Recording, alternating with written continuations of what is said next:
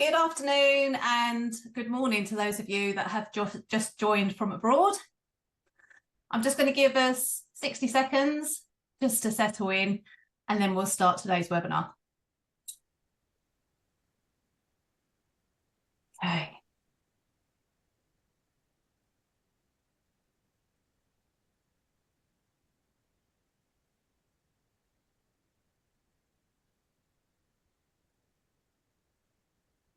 And I'll just get my breath back as well.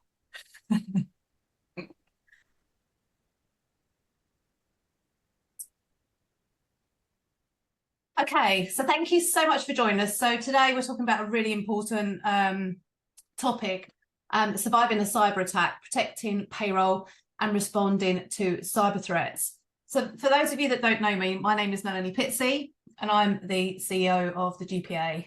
So the GPA, we're a membership organisation, we run training, and I hope to say that, or I hope to think that we're the middle people within the global payroll industry. So welcome to Surviving a Cyber Attack, Protecting Payroll and Responding to Cyber Threats, sponsored by Safeguard Global and the GPA. In this programme, we'll be introducing a First for Payroll, a cybersecurity toolkit geared for payroll professionals to use in the event of a breach of payroll data and to help secure your operations from exposure from cyber attacks. So today we have our wonderful experts. We have Tristan Woods, a leader in global workforce and payroll management at Safeguard Global, and Michael Bear, a former Bloomberg B&A managing editor who has covered and consulted on all of these issues. So would you just like to introduce yourselves? Hi everybody, good afternoon. I'm Tristan and very pleased to be here, and hopefully this is going to be a helpful session for you all over the next little while. Thanks for having us, Mel. Mike? Yeah, I'm Mike Bear, and I've been tracking this issue for the better part of a decade now. And I just want to thank Safeguard Global and the GPA for putting this on, and helping to sponsor this program and the toolkit, because I think it's going to be very useful to the payroll community. Yeah, I agree. Okay, so over the past year, we've seen an increase in cybersecurity incidents facing the industry, and the GPA regularly receives requests for help from members and, to be honest, non-members who are unsure of how to manage a crisis and what to do afterwards and how to prevent incidents to begin with. If you did you watch the LinkedIn Lives? It'd be good to hear if you had. We ran a series of these in 2023 about the role payroll can play in addressing breaches and data leaks. If you do want to see these, just drop me a line and I can send the links to you. In the final programme, we mentioned the development of a toolkit for payroll professionals to refer to, which would guide them and their team through incidents and better prepare payroll professionals to keep operations going while preventing debilitating breaches. And I think that's really one of the biggest issues, is what happens, what do I do when it does happen, and to really get prepared for this. So for this special webinar, we bring together industry expertise, the people instrumental in creating this resource, to provide an overview of the toolkit that we know will help payroll leaders navigate this varied and complex landscape. It's not only a first for payroll, but it's also a first and exclusive from the GPA and at no cost for the payroll industry. So that's how strongly the three of us and the rest of the leaders feel about this topic. It is so important to offer the tools and the resources to allow payroll leaders to deal with a cybersecurity threat and not to be left in the lurch, I would say. So I'm going to turn this over to Mike and Tristan, and then they can explain more about what the toolkit is and how it can help you. Over to you, Mike. All right. Well, Mel, the problem with cybersecurity and its potential impact on getting people paid is really only getting worse. Cybersecurity incidents are prevalent even for the most conscientious organizations. So if we look at this slide here, this is tech firms. These are organizational technology firms. These are firms that, pride themselves on how to secure their programs, systems, and data that they oversee. And 75% of them in 2023, according to Fortinet, said they had at least one intrusion, and that was actually earlier in the year. And of those intrusions, 56% were malware, 49% phishing, 32% ransomware. So the vectors of threats are prevalent, and they're growing. And then also, as you can see from the slide, that's just one organization's measure of the impact in 2023. Here's a couple of more, and really eye-opening ones, because they have just come in the last couple of weeks. Another important tracker of cyber attacks is the Identity Theft Resource Center. And they reported for 2023 that total compromises of data just really smashed a record, and were 78% higher in 2023 than in 2022. And 2021 was actually the record, and it was 72% higher than the previous record year. So this issue is really taking off, unfortunately, in a bad direction. And then another study, pretty important study by IBM that they did, researching 550 data breaches. Some 40% of those breaches involved employee information, they reported. And the per record cost was found to be about $181 per employee affected by a breach of personal identifying information, or PII. The other thing IBM noted was that it took an average of more than 200 days to even identify a breach. What that means is that a breach could have happened in September, and hopefully not your organization, but if you were breached, you still may not even know about it to take even any action on it to start remediating. So there are many other monitors. They all indicate the situation is not even close to being resolved. So Tristan and Mel, do you have any comments on that? I just think it's just surprising about how many breaches there are. And one of the things that we come across within our members and non-members is that sometimes they're finding out that there has been a breach, a lot later along down the line, or they have been told that they're not affected. They let their employees know they haven't been affected, and then unfortunately, in one situation, I think 6 months later, they were told actually were affected. So it's a tricky situation, Tristan. Yeah, no, I mean, I think it is, and worse still, what we're seeing, I think, is an increase in state-sponsored actors who are doing this on behalf of countries ultimately. So, look, I think the takeaway is pretty clear that this just continues to be an area that sadly is not really going away at the moment, and it's increasingly difficult to stay ahead of some very complicated ways that people can circumvent security measures. And so on. And that's why, we put together this toolkit, and why we're doing this, continued education session for GPA members, because it's important to this community. Yeah, cybersecurity awareness. I mean, 90% of these leaders, according to Fortinet, believe that increased employee cybersecurity, just awareness, would help decrease the occurrence of cyber attacks. So that segues into this next slide, Tristan. Yeah, no, I think that again, we see a lot of companies that invest in the training for organizations. So I think most of you will be very familiar with the fact that you've got your training programs in place. Those are happening typically on an annual basis. I think what would be really interesting actually is for those of you that are tenured, maybe you've been in your business 5-10 years, how has that changed over the course of time? Because if there's more of a sort of rinse and repeat, and it's not looking at the latest techniques that people are seeing in the market, then might be an area where they can optimize the training. But again, the effectiveness of that, so testing your teams, and do they actually understand there's various organizations that will do things like phishing testing, where people will deliberately send emails to a subset of your business and see how many people click and how many people give away credentials. That's always very interesting insights to get. But really, it does just require maximum vigilance. And when you create that culture of almost anything that comes into your inbox, for example, it is suspicious, then actually that's in many ways not a bad place to be, because people that demonstrates that, you know, the team is really paying attention to what could be you know, high risk areas.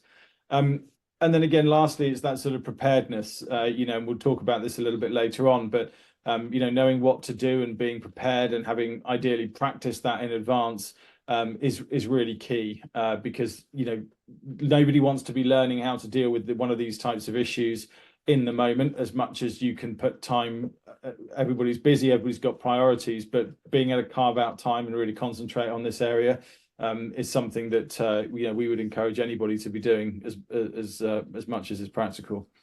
Mike, what else would you add to that? Well, I mean, the main purpose here is that knowing what needs to happen to remediate an incident is one of the cores of this toolkit that we've developed. And like you mentioned, I mean, what do you do, and how do you recognize if there is a potential breach or a potential compromise happening? All people in the organization need to know that, but because payroll sits on top of all this crucial data and information, and it flows back and forth to a number of different areas, it's so important that there's education surrounding cybersecurity, telling people what they can expect after they've been breached or attacked. And this toolkit addresses that piece. And that's a requested need. I think we've already kind of talked about this, Mel, but it's a requested need from your constituents out there, right? Yeah, I think it's just to give that support, because I think last year there seemed to be a few situations within the payroll industry, and it felt that our members were, you know, just kept in the lurch, or wasn't, you know, they didn't know where to begin, what to say. So yeah, this is I would say a requested toolkit. So and as I said, you know, this toolkit was prompted by all the cyber incidents that were happening. And, you know, when you have a WhatsApp group about horse racing, and then all of a sudden it turns into a conversation of, what do I do? My payroll provider has just informed me that we've been hacked. What's a conversation do I need to have with my employees? What do I say to the board? You know, what is the communication that goes out? So all of these sorts of things. And I'm so grateful that Mike and Tristan agreed to start this toolkit and develop this toolkit. And again, we had our meeting in Edinburgh, and poor Tristan was brought up on the panel with no warning. And I think even from that response, really, we noticed, and I don't want to sound rude, but I think there was some faces of people in the audience who were worried when Tristan mentioned things that people should be doing, or have they got prepared. And I think it just established more that we needed to get this toolkit out. So Tristan, should we talk about some of the components? Yeah, let's get into it. So what we're going to do over the next little while is just sort of take you through how the toolkit's constructed, and then obviously how to access it. So, you know, again, what we tried to do here is to put this together in a way that helps you with, look, first and foremost, question that we get from members is, I don't necessarily know what to do in the moment that I hear about something. And so we've got a whole section that sort of talks about that and how to deal with that sort of immediate aftermath, both in terms of some of the practical things to do, and then also, you know, how you identify how severe this event might be. The next bit that is really important is actually, how do you get ahead of that? So how do you get prepared in advance so you understand, you know, your company's approach to cybersecurity? Are you, as payroll HR professionals, getting enough support from the wider organization's teams? It's clearly a very high risk area, and so making sure that you're able to navigate where to go internally to get that information is key. And then what else do we do with getting the right sort of proactive protections in place, so that again, those corporate standards that will apply to the entire business. Well, is there anything that might be slightly different that payroll needs? So that's the sort of high level of why and what this is designed to help with. And then I think Mike, I'll pass over to you just to sort of talk about how we've constructed it. That's right. And there are basically 4 sections to this. There are 2 big parts that introduce, part 1, it's what to do basically. So you've had a breach or you've had a data compromise, and you might want to pull that section open and see kind of what you need to expect as your company goes through in the remediation process. Part 2 is actually more on the mitigating side for future issues, but it also helps set you up so that, for example, if you have a breach, you can identify, what parts of payroll are affected or not. Those kind of things is very important to have that. And then there's each section has very handy checklists, which we've outlined that you can use to compare.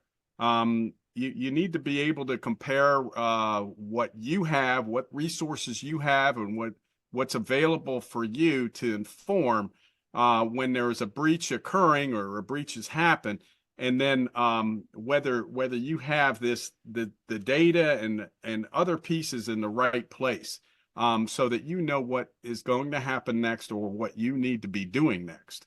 So those checklists are really important. And yeah, I think Tristan, you want to talk about this last item here, with the exclamation point? Yeah, no, I think look, it's again, this has to be an ongoing process.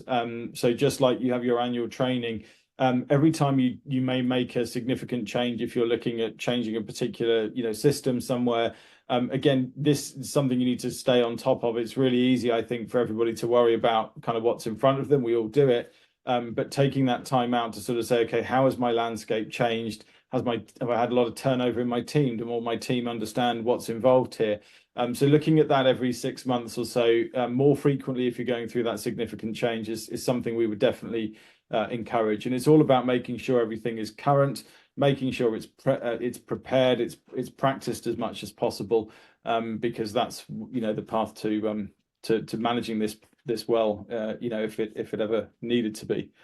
Yeah, you're never really finished here. I mean, this is not, you're never fully accomplished. You just are, continuing improvement, as they like. I was going to try and think of a sports analogy, but I'm not really a very sporty person. But yeah, sports professionals, they practice, and that's why they get good and they get consistent. So so let's roll on to the next then part. So this is really about the sort of planning, and again, within the toolkit, we've aimed to explain some of these documents. It can appear a little bit daunting, but ultimately making sure that you have the right documents in place and that you understand them, and where are the different teams internally that you're going to collaborate with is key. So for example, incident response is probably one of the most important documents. Is if we have an incident, what is our approach to that? What do we do? Who is on the team that's going to manage supporting the payroll or the HR team with dealing with any questions? Those will typically be people who've got a lot of knowledge of cybersecurity, who can really start to dig into the issue and understand the risk, and lots of complex 3-letter acronyms will come in place in here. But again, it's about making sure that everybody understands what the process is, how do we deal with that, and then that also will lay out things like the communication protocols. So for example, knowing who you might need to communicate with is key. But also, if this is something that's going to be public, then okay, where's your marketing, your PR team, who's approved to speak to press? Those types of things definitely will happen. And again, that needs to be laid out. Everybody needs to understand that in advance. It needs to be ideally practiced, because I think it's important to feel the adrenaline of what happens in those types of scenarios.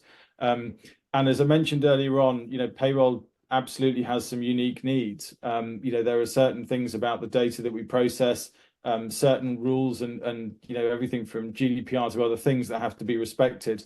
And so making sure that whilst there is that corporate framework of how these things might be managed, making sure as a payroll team you've actually met with the folks that manage that corporate standard and that they understand what's important to you and the types of things that could occur is time very well spent, because again, you don't want to have to be doing that in the moment. Mike, I don't know if you got anything I missed on that. Well, no, I think that this is a great graphic to kind of see the cycle and the kind of the circle of things and events that need to be captured in your understanding of what happens post compromise, post breach, whatever. And what I'd like to do now is let's talk about the part one that I mentioned is kind of like the in the moment piece that we developed here. That first part of the toolkit provides the backbone to understanding what your needs are as a payroll professional when and if a breach or cyber attack or a compromise has occurred. You will learn terms used to classify the rate and severity of different types of breaches. You will learn about your organization's incident response plan, as Tristan was saying. If you have never heard of an incident response plan, now is the time. You really need to be on top of that. Sometimes it's called a data breach crisis plan as well. Organizations will frame it differently, but generally in this toolkit we call it an incident response plan. And then there are, of course, the proper communication channels. Who is in charge when these things happen, as Tristan alluded to, and answers to other questions. They're contained in these documents that will need to be accessible even if the systems are shut down. So one of the basic things that has to happen is that incident response plan has to be kind of accessible in securely, but outside of your main system, because if your system shuts down because of a breach, then it's not worth anything because you can't access it. So know where your incident response plan or your data breach crisis plan is. That's one of the first basic things that you want to go after. And when we have who is in charge, that's in that incident response plan. Who's in charge and what systems can be accessed, what systems can't be, those kind of things. This section of the toolkit, like each section, has a checklist so you can compare the assets and resources that you already have to what ideally should be accessible and or already in place. So you can get an idea of, how close you are to kind of meeting the best practice standard that we're outlining here for preparation for a breach. The toolkit also gets into coordinating responses with third parties. There's a whole section on that, like your payroll service or others that may be considered to need to know when an incident has occurred. So if you had an incident, it might be affecting your third party program as well, or vice versa. If the service provider has an issue that should be addressed, what's the protocol? What role can you have in any remediation activities going forward with that third party? And of course, there's another checklist here to go over and make comparisons, make sure service level agreements and that these protocols are kind of fairly clear, at least in terms of what happens should either party have an incident that needs to be, let's just say, elevated to the third party or vice versa. Next, there are different steps taken to manage the variety of incidents. And so the protocol changes naturally if, for say, you have a company mobile phone that's been lost, or a set of data in a file has been allowed beyond the firewall inadvertently. Those are considered incidents, but the severity of them need to be measured versus, say, a credential compromise. So, for example, your password, your sign-in all that stuff has been compromised, or something even more serious like a full-on ransomware attack that unfortunately healthcare providers in the US right now are dealing with one organization, and it's a technological organization that is suffering from a ransomware attack. It's kind of shut down its services, and so processing prescriptions and payments to medical facilities and doctors are being interrupted, or having to go alternative routes, unfortunately. So these things could also happen for the payroll community, and they have happened in the past. And this section of the toolkit also is designed to make you aware of the intricate moves that need to be made when any of these incidents occur, and how to get these communicated within and outside the organization. And of course, there's a checklist at the end of that section as well. And so, Tristan, why don't you tell us about the part that talks about more setting up your systems and your programs and your accessibility so that you can meet the challenge. Yeah, absolutely. So thank you, Mike. So again, this section is really concentrating on, what are the things that or the steps that you can take in advance to make sure that, you're mitigating the risks as much as possible ultimately. So we'll come on to sort of training and testing a little bit later on. But what you'll find in here is there's a great couple of, and in the resources section we'll come on to in a minute, Mike has produced some really good examples of what process maps look like. So understanding, your data flow end to end, all the different systems involved, where does it end up for processing?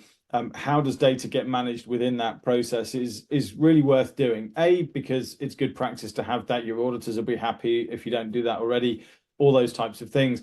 But also it's just important to understand where this data is. It'll help you not only understand where you may have some risk exposure points, but also when you think about, right, where might data be, and is there a clean copy of something if we got hit by a ransomware attack, that type of thing, you'll be grateful that you have those documents. So process mapping and kind of how to do that and what it looks like is all part of the toolkit. Related to that is then data mapping. So again, thinking about that sort of chain of custody of where does the data start life and how does it morph and ebb and where does it end up is important. One of the key things here, I think, to really examine is where have we got clean copies that are regularly refreshed of that data. So as we saw earlier on, and definitely if you follow this in the press, ransomware is a significant issue at the moment. And for those of you that don't know, it's where in some way your network gets attacked and somebody is able to encrypt all of your data and hold it to ransom. You then have to ultimately pay to get an encryption key to de-encrypt the data that's been encrypted, or you can recover it if you've got clean copies of that data. And that obviously can be a bit disruptive, but it relies on having really up-to-date clean copies, either segmented or in a totally different network itself, away from your main sort of corporate target, so to speak. So understanding that data, where it lives, whether you're in direct control of it, other parties are in direct control of it, and how do you make sure you've got clean copies of that is a really worthwhile exercise to make sure that if something terrible happens, you've got a way of being able to get back to a sort of known good state of the data. So that's data mapping. The next one is training. So again, thinking about the sort of different topics that need to be covered. How do you make sure that people remain really vigilant?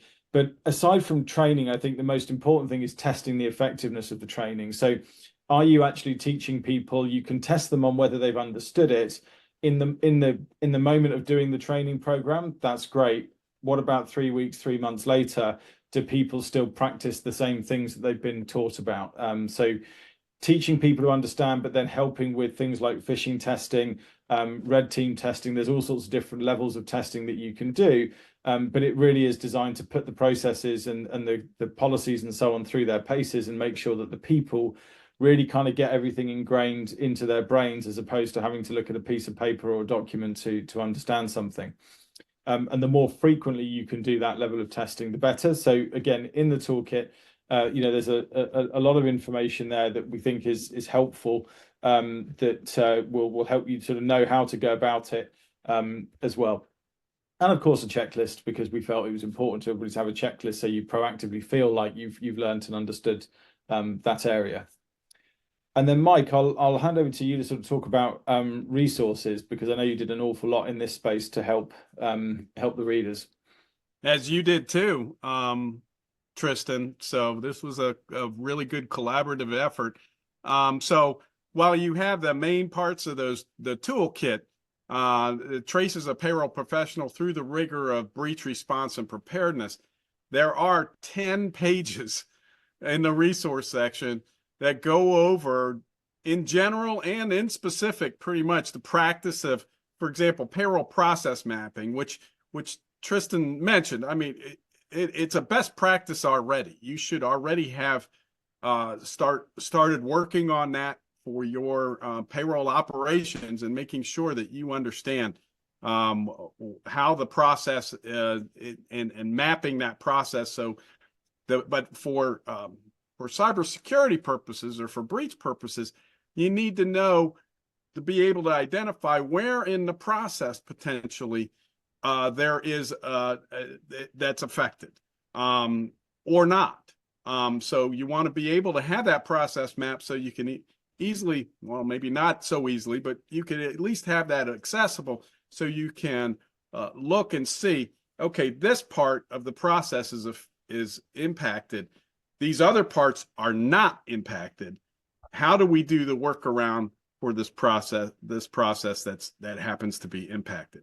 And then there's the mapping your data, which again is something that, is becoming a best practice. If it's not already, it should be a best practice in payroll, is working with your IT teams to ensure that your data, the payroll data, that it's understood where that resides in the servers, and what are the naming conventions, and the naming conventions can be an issue as well when it comes to nefarious actors coming in and looking for, let's just say, low-hanging fruit of data.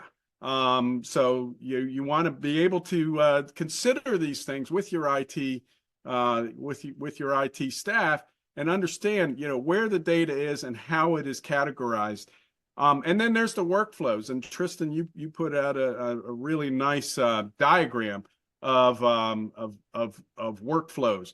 These are all critical to know about, so your operations are set up properly to respond most effectively to incidents.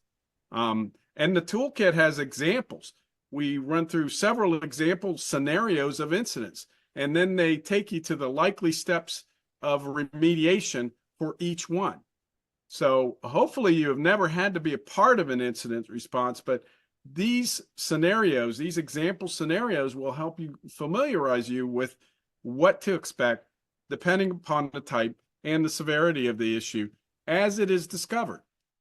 And then, still super important is the communication protocols that are outlined depending upon the scenario. For example, when does your organization have to communicate with a government entity about a particular incident? These things can be critical for reducing the impact of any incident. And then also working through your PR teams, your HR teams, and your legal teams to ensure that the communication that goes out is most appropriate for this type of incident, and in that point in the remediation process.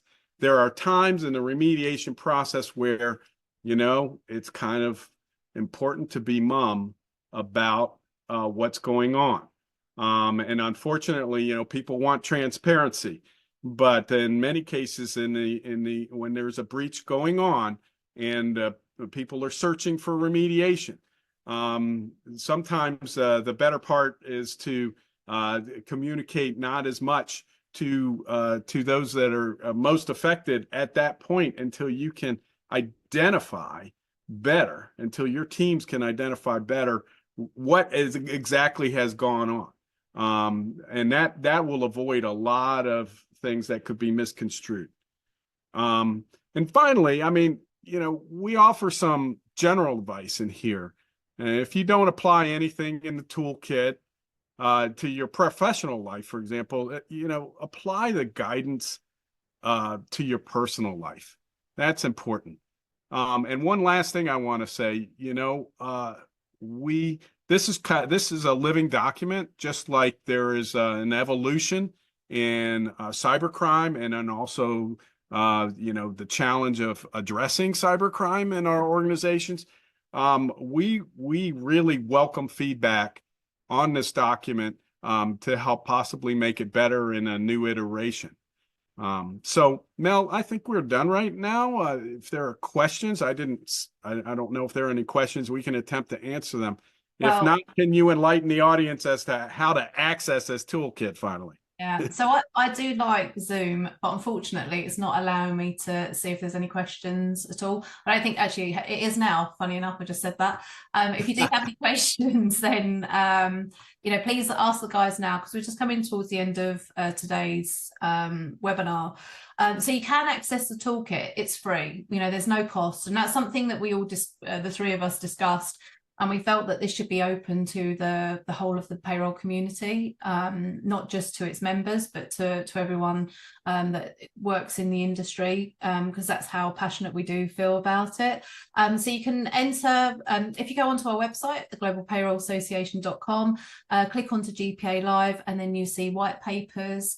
And then if you click onto that, it will bring you over to this page here, and then you can download the cyber response toolkit for payroll professionals just here. So you download.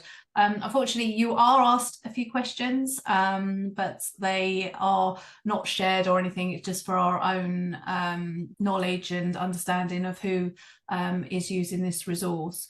But as Mike said, it's a living document. We're really interested in hearing your views, and also how we can expand it, and if there's anything new you'd like us to add, because we're coming across new threats all the time, aren't we? And the bad actors or the actors are getting better and better.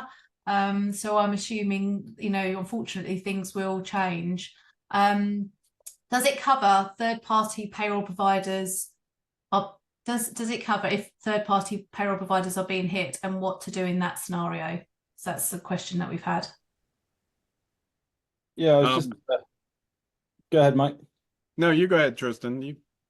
I was just checking actually. I think we do have a section section 2 in there, Alex. It does cover third-party risks, and again, we would offer if anybody does have a situation and they're really not clear how to deal with it. Obviously, we'll cover it off in a second, but you know how to contact us, I'd like to think, and we're certainly able to help give you a bit of support. But yeah, there's a little bit of data, and certainly actions there is key things. Is I think making sure you understand your third parties. Are there any fourth parties involved? Where is that data? How is that data secured right through the chain? And what protections do all those different vendors have over their data? So that's hopefully a bit of a pointer for you on that one. Yeah, we just received another question asking the same thing from a different person. So that's obviously a hot topic. Hot topic, but there's a checklist on that too, as we know. There's a checklist there as well to kind of check off to see what you can do to help understand how your third party is planning on addressing things if they're affected in one way or another. And Mary, for your question on looking at a checklist to evaluate third-party vendors and their security, look, there's what you may find is that your own security. I don't know how big your company is, but a lot of organizations will have third-party risk management processes that might either be owned by a risk department or by the information security teams, and those systems enable you to actually feed either standard questionnaires. So there are various standards of questionnaire that can be used based on a lot of the different cyber standards that are out there to assess vendors. So maybe have a chat with your information security team, see if they have a third-party risk management platform, and then figure out which is the appropriate survey to use. There's things like what's called a SIG or a SIG Lite. There's different versions of them. which is the standardized information gathering, comes out of the Santa Fe group in California. And what they've done is they've done a really good assessment that you can then use as a scorecard to sort of assess the different parts and the risk areas of a particular vendor. But anyway, start with either procurement or risk if you have it, or information security /IT. See if they have third-party risk management software. That will enable you to go and assess these vendors very easily, and get a feel for you know, the sort of posture and any gaps in your vendors. We just have, oh, sorry, Tristan. You're good. Sorry. I can tell it's live, can't you? Quiet. We just had a follow-up question to the previous one. A lot of the larger payroll providers will use local third-party companies. How can these be managed? That's an interesting one. So obviously, I think that well, first of all, what I can speak to is my experience in this. What you would expect is that the primary contractor, so those larger payroll providers that you're using, ultimately should be responsible for any of their affiliates or their downstream processing. It depends in some ways on the contract that you will have with those vendors, but I would start there with understanding their governance process. Not a sales thing at all, but we have a team that looks after those vendors to manage them and monitor them, and they work hand in hand with information security to do those sort of assessments and those risks, and to do that on an ongoing, continuous basis. So have a chat with your vendor and find out what it is that they're doing. I think it can get a bit challenging due to confidentiality and those sorts of areas as to how much information you might get about those third parties, but you will at least know who they are, because that has to be in your data processing agreement if they're part of Europe, certainly anyway. So you'll know who the vendors are, and you might then be able to get additional information through some of these third-party risk management softwares as well. Some of these systems are very good at actually scanning the sort of periphery of particular domains, and it will figure out whether there's any anomalies in the network or the firewall security and those types of things. So hopefully that helps a little bit, Alex. And Mike, I don't know if you've got anything to add, or Mel, to help Alex. Well, I can just say that I think there's a kind of a cottage industry being built right now that is out there that can help employers and clients, so to speak, vet their third parties. So it is kind of like a niche kind of practice. But it is something that I've seen starting to develop. I know in the UK there are a couple of firms, and Tristan, you mentioned one in the US. So they're out there that can help that can help you vet a particular organization for these kind of practices of using fourth parties, so to speak. Okay, so thank you so much. I have to say thank you to Mike and Tristan, because they have spent so much time developing the LinkedIn Lives, this webinar, and also the toolkit. So many hours have been taken or used to do this. We do want to hear back from you, so please contact us if once you receive the toolkit. We really want to hear your feedback. Let us know, good or bad, any improvements, because this is for you. So let us know. Sorry, Tristan, have you got anything that you want to add before we go? No, I don't think so, but just if anybody's at the GPA summit on Thursday in London, look forward to seeing you there. Mike?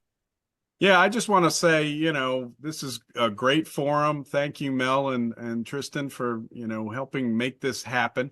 It's an area that needs more focus and attention. And so we are very open to hearing more thoughts on how payroll can be a positive force in combating cybercrime. Our information's right there on that page. And don't forget about the GPA mentor page. You could feel free to ping me there too if you want. But ping myself or Tristan if you have follow-up questions about this or suggestions. We're all ears. Yeah. So if anybody's looking for a mentor, doesn't matter where you are based in the world, Mike is one of our volunteers, and he's willing to help within the leaders and non-leaders within the payroll industry.